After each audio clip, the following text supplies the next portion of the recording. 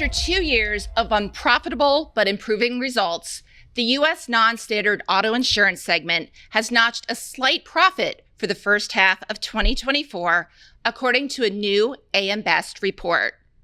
I'm Lori Chortis for AM Best TV, and we're joined today by AM Best Associate Director David Blades and Associate Analyst Bryan Raber. They're the authors behind the recently issued report on this segment. David and Bryan, so great to see you. Thank you both so much for joining us. Thanks for having us. Great to see you, Lori. David, it's been a challenging run over the past few years for non-standard auto insurers. Can you take us through some of the key findings from the report and discuss some of the pressures facing the segment? Sure, Lori. So the first thing we did is we looked at long-term results for the non-standard auto market.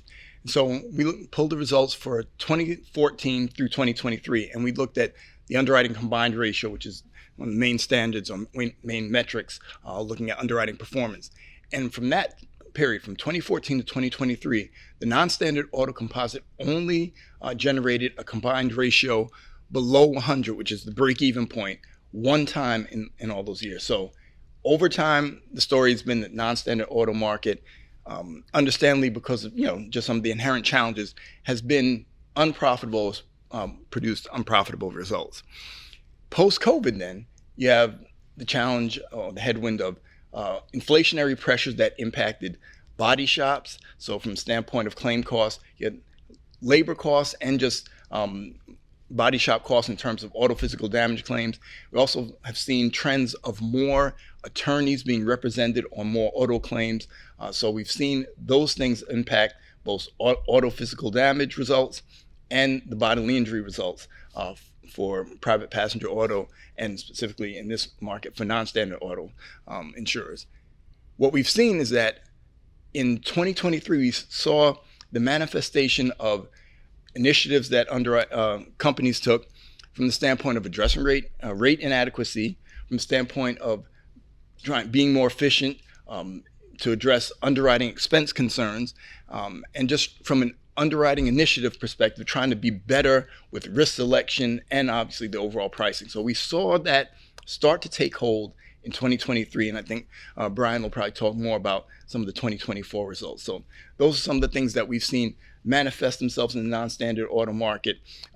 Again, this market is inherently tougher because you're dealing with just higher risk insured. So you're dealing with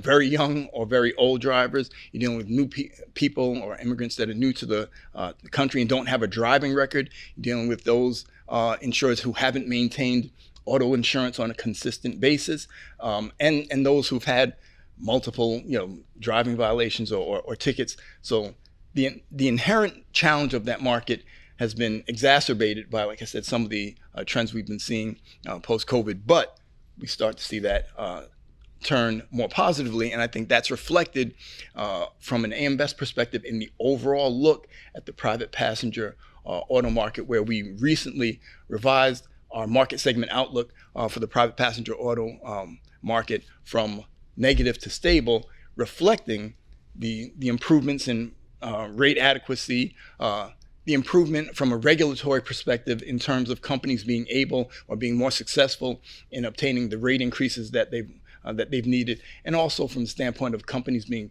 very solid, the companies in this marketplace being very solid from a risk-adjusted capitalization perspective. So what are some of the factors that helped improve the segment's overall performance?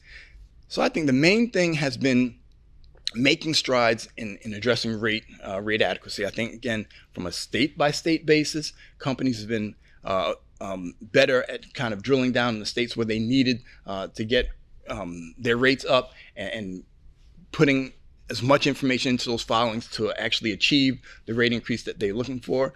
So we've seen that manifest itself and more positively in terms of adequate rates, and it takes a while for that to manifest itself through the results. So although those, that work is gone, companies have taken those steps for a few years, we've started to see them manifest themselves. In addition, like I said before, there have been underwriting initiatives in terms of risk selection, in terms of price, and in terms of utilization of technology, adopting technology, which is something that we've seen private passenger auto insurers really excel at. Adopting technology that's helped them from a standpoint of underwriting efficiency, so being better from an underwriting expense perspective, and we've seen that just bear some fruit also on the claim handling efficiency perspective. So those are some of the things that have actually helped results trend in a more positive direction. Bryan, what was the impact to the performance results of the non-standard auto composite? So as David had mentioned, since COVID-19, the non-standard auto composite has been facing some pretty significant challenges. Their underwriting losses have been as large as in the couple hundred of millions of dollars. Their combined ratio has been over 100. Their loss ratios have been in the mid 80s. But when we look at first half 2024 results, we see an underwriting profit. We see a combined ratio below 100. We see loss ratio back in the 70s, which in total is a pretty good sign that these companies have been able to get their losses a little more handled, that prices have increased to a point where they're able to cover the losses, and that things are going to be able to start going in a more positive direction. The report notes that AM Best's outlook for the personal auto segment recently shifted to positive, with improved rate adequacy having a role. Bryan, what can you tell us about rates and pricing for the non-standard auto segment as of late? So one of the things we've been seeing, especially in 2023 and 2024, were some pretty massive premium jumps. From 2022 to 2023, we saw an increase in yearly premium of $4 billion.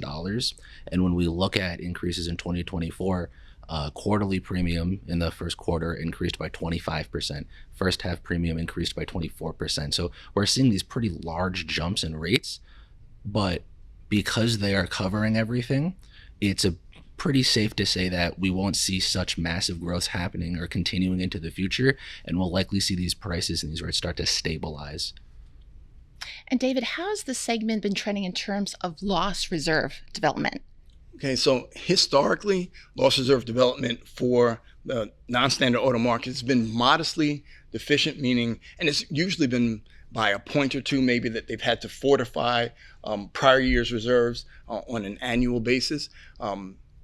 What we did see in 2023 is that deficiency crept up a little bit. So that's something that we'll definitely monitor as we go forward. But from a historical perspective, loss reserve or adverse loss reserve development hasn't been one of the bigger issues that the non-standard auto market has had to face. Like I said, it's been modestly deficient if you look at it over a long period of time. So we'll continue looking at that to make sure we don't see that cropping up while we're seeing other other trends go in the positive direction, to make sure that adverse prior year loss reserve development doesn't become a negative, to start kind of tempering the progress that we've been seeing. But in general, overall, non-standard auto insurers have been pretty good at assessing initially the claims and the magnitude of the claims that they faced, and putting away the reserves for them.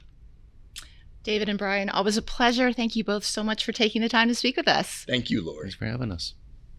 That was AM Best Associate Director David Blades and Associate Analyst Bryan Raber. For AM Best TV, I'm Lori Chortis.